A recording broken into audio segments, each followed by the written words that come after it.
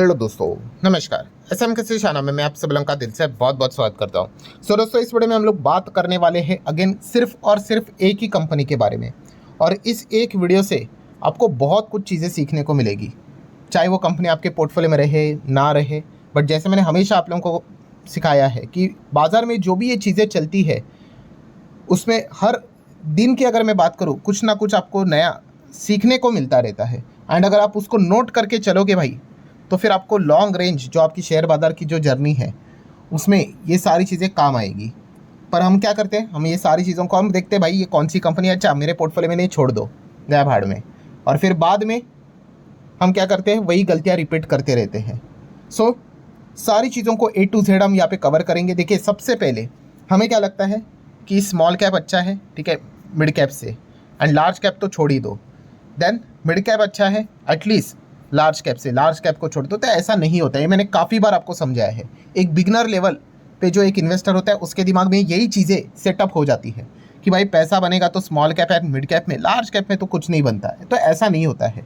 मैंने बहुत बार आपको समझाया है कि पैसा सब में बन सकता है, चाहे स्मॉल हो, मिड हो या फिर लार्ज भी हो, प्रोवाइडेड वहाँ पे क्या होना चाहिए, यस, विटामिन जी। जी बोले तो ग्रोथ होनी चाहिए भाई। अगर कोई भी कंपनी जो अपना बिजनेस कर रही है, ठीक है, चार्ट पैटर्न ऊपर कैसे जाता है किसी भी शेयर का, आपने कभी सोचा है कैसे ऊपर जाएगा? यस, कंपनी अगर अच्छी कमाई करेगी, पहले 100 करोड़ कमाती थी, अगर अब 1000 करोड़ कमाएगी, एंड इस चीज़ के चलते पहले कंपनी का प्रॉफिट अगर 10 करोड़ था एंड अगर वो अब आगे जाके 300 400 500 करोड़ होगा, दैट्स इट, कंपनी का चार्ट पैटर्न भी ऊपर जाएगा।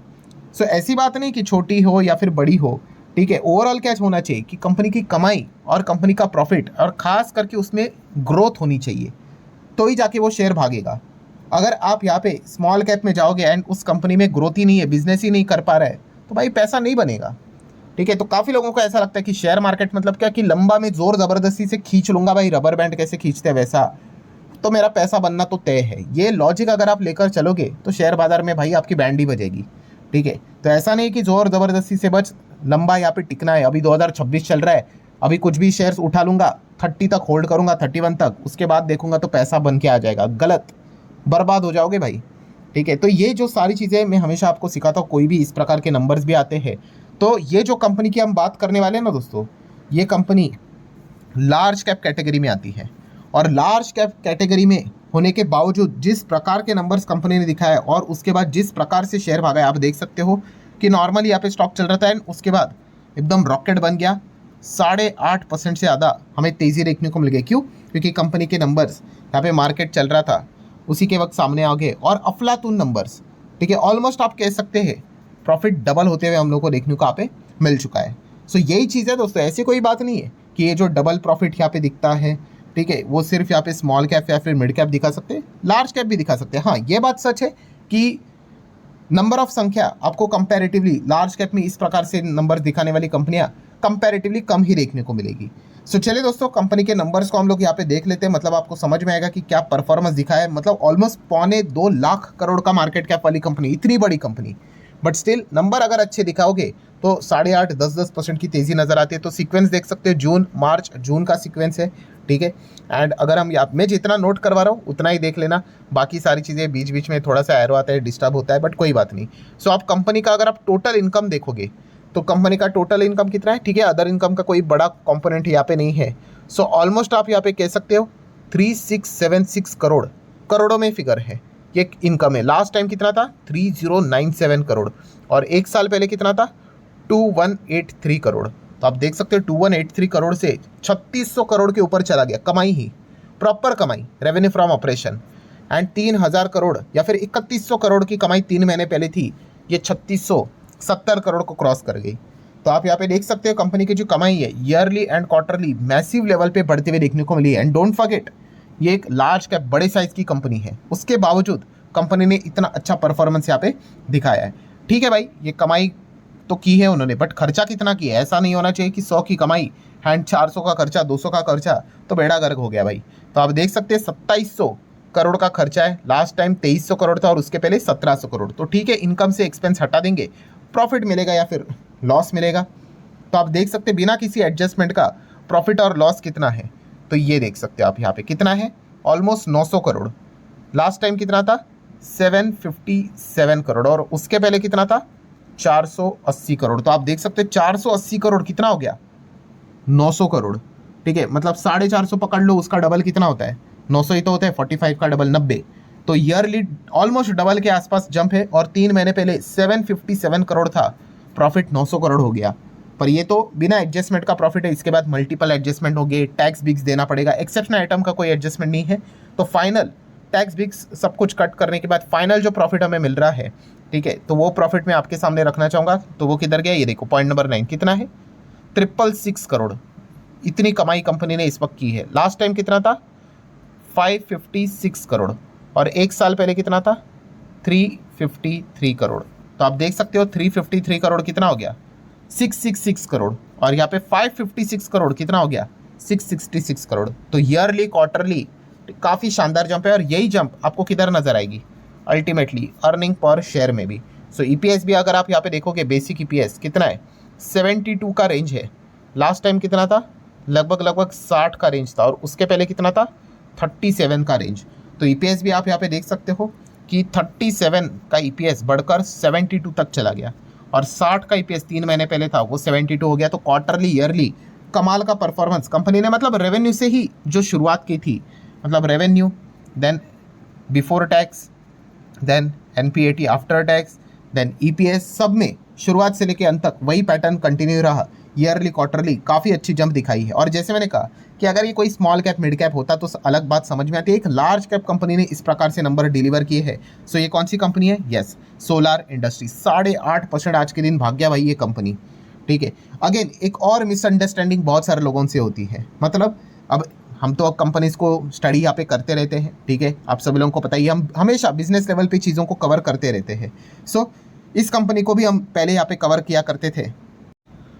मतलब अगर मैं आप लोगों को थोड़ा सा पुराना चार्ट दिखा दूँ, ये देखो 2021 की अगर बात करें, ये 1700 के आसपास था, ठीक है, उसके बाद ये भागकर 3-4 हज़ार पे यहाँ पे जाता था, ठीक है। तो जब भी मैं बिजनेस को ही कवर करते रहता हूँ तो काफ़ी लोग क्या करते थे, अरे सर अब तो ये 3000 का हो गया, अब तो ये 4000 का हो गया, ठीक है।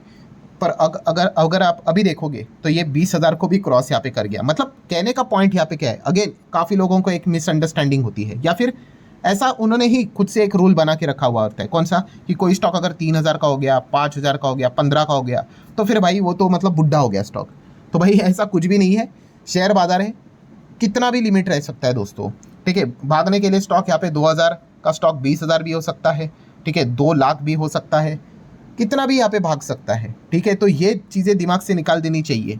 काफ़ी लोग, इसीलिए तो लोग क्या करते हैं, पेनी स्टॉक्स के पीछे भागते हैं। क्यों पेनी स्टॉक के पीछे भागते हैं, यस उनका लॉजिक ही यही होता है कि अगर मैं 1 रुपये के शेयर में जाऊँगा और वो 10 रुपया यहाँ पे होगा तो मेरा पैसा 10 गुना हो गया, एकदम ईजिली हो जाएगा।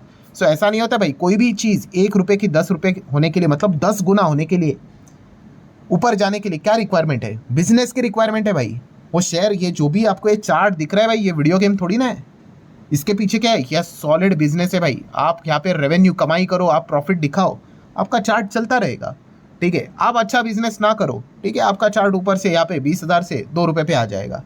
सो ये चीज़ें हमें समझनी है दोस्तों। हम क्या फोकस करते हैं, 1 रुपया देखते हैं, 1 से 10 कितना जाएगा उसको देखते हैं। अगर कोई 10,000 का स्टॉक होगा, हम उसको उधर ही अवॉइड कर देते हैं कि अरे ये तो मतलब जैसे कि कहते हैं ना, एक इंसान जिसके एज 70 हो गई, 80 हो गई, भाई अब तो ये मतलब बुढ़ा हो गया। तो ऐसा कोई बात नहीं है भाई, जितना आप अच्छा परफॉर्मेंस करोगे उतना कंपनी अच्छा चलती ही रहेगी।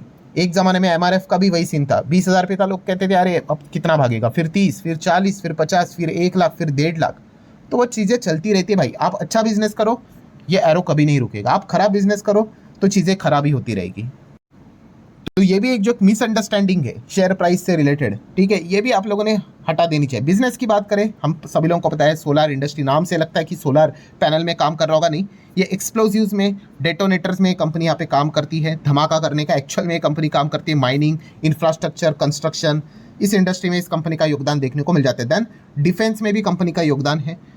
जो ये ड्रोन्स रहते हैं, इन ड्रोन्स को क्या कहते हैं हम, नगस्त्र टाइप के ड्रोन, कि उड़ेंगे, कामाकाजी ड्रोन, मतलब जाएंगे और वापस नहीं आएंगे, जाएंगे और टारगेट को हिट करके डिस्ट्रॉय कर देंगे। ठीक है, तो ऑपरेशन सिंदूर में भी इनका बहुत बड़ा योगदान था। ठीक है, आप यहाँ पे देख सकते हो ये जो लोगो है वो सोलर इंडस्ट्री का ही लोगो हम लोग को देखने को यहाँ पे मिल रहा है। देन कंपनी के P&L को भी अगर आप देखोगे पिछले 10 साल का सेल्स लगातार हमें बढ़ते हुए देखने को मिला है। प्रॉफिट भी अगर आप देखोगे तो निरंतर, अर्निंग्स भी निरंतर हम लोग को बढ़ते हुए देखने को मिली है। And share holding pattern PDF, yes PDF मतलब यहाँ पे आप देख सकते हैं प्रमोटर के पास 73 है। देन बचा कितना, लगभग 27% रफली बचा, उसमें से 6% से ज़्यादा FIS DS 13-13.25% लेकर गए, पब्लिक के पास केवल 7%। ठीक है, मतलब ज़्यादा पब्लिक इनके बारे में पढ़ता नहीं है। 93% रफली होल्डिंग किसके पास है, PDF, promoter, FIS and DS इनके पास है। ठीक है, तो आज के दिन भी ये जो ऑल टाइम हाई पे चल रहा है इसमें मालामाल कौन बन गए, ज़्यादा प्रमोटर FIS DIS ही बने हैं। ठीक है, एंड कहाँ पे आपको पब्लिक एकदम ज़्यादा देखने को मिलेगी, 70-80%। यस, कोई तो पेनी स्टॉक रहेगा, इसीलिए तो पब्लिक का पैसा यहाँ पे बनता है नहीं। अच्छा, रही बात कितना प्लेजिंग है, तो प्लेजिंग आप देख सकते हैं 2-2.25% की प्लेजिंग देखने को मिल रही है। सो आज के दिन आप देख सकते हो सोलर इंडस्ट्री के प्रॉफिट, मतलब जो परफॉर्मेंस दिखा है उसकी चर्चा काफ़ी थी। ऑल टाइम हाई पे भी यहाँ पे हिट यहाँ पे कर दिया, मार्जिन एक्सपांड हो गए, 93% प्रॉफिट की जंप दिखा दी, एंड ओवरऑल ऑर्डर बुक भी 21,000 करोड़ तक जाते हुए देखने को यहाँ पे मिला है। सो ठीक है, आप भी इस प्रकार के कंपनीज के नंबर को स्टडी कर सकते हैं। अगेन डिस्क्लेमर क्लियर कट है भाई कि कोई ये वीडियो रिकमेंडेशन वाला वीडियो नहीं रहता है, पूरा वीडियो इन्फॉर्मेशन एजुकेशनल पर्पज से रिलेटेड ही है। ठीक है, कल के दिन की भी बात करें, ऐसे हम बहुत सारे कंपनी के नंबर्स को, बिजनेस को स्टडी यहाँ पे करते रहेंगे। तो ये चीज़ें सीखने वाली होती है दोस्तों। ठीक है, बहुत सारे लोग क्या करते हैं, नाम देख लेते हैं चले जाते हैं, वो कभी सीख ही नहीं पाते, और उनका जर्नी क्या रहता है, फिर कोई भी XYZ वाली कंपनी, ठीक है, एकदम टॉप लेवल पे रहेगी, उसको खरीद कर वो बैठ जाएंगे, फिर वो ऊपर से नीचे 30-40% नुकसान। सो मैक्सिमम पोर्टफोलियो उसी से ही भरा पड़ा रहेगा। ठीक है, तो जो पहले बाय कौन करते हैं, जो प्रॉपरली बिजनेस के अंडरस्टैंडिंग लेकर काम करते हैं भाई, वही शेयर बाजार में अच्छा खासा परफॉर्मेंस यहाँ पे देते हैं। सो ठीक है दोस्तों, आशा करता हूँ वीडियो हेल्पफुल लगा होगा। चाहो तो लाइक एंड शेयर कर सकते हैं। जाते आते आपको याद दिलाना चाहूँगा, हमारा एक और चैनल है let's learn stock market and finance, इसको भी फॉलो सब्सक्राइब कर लेना। IPO रिलेटेड अगर आपको कोई भी चीज़ें जाननी है तो इस चैनल के ऊपर आपको नए नए लेक्चर सुनने को, देखने को यहाँ पे मिलते रहेंगे।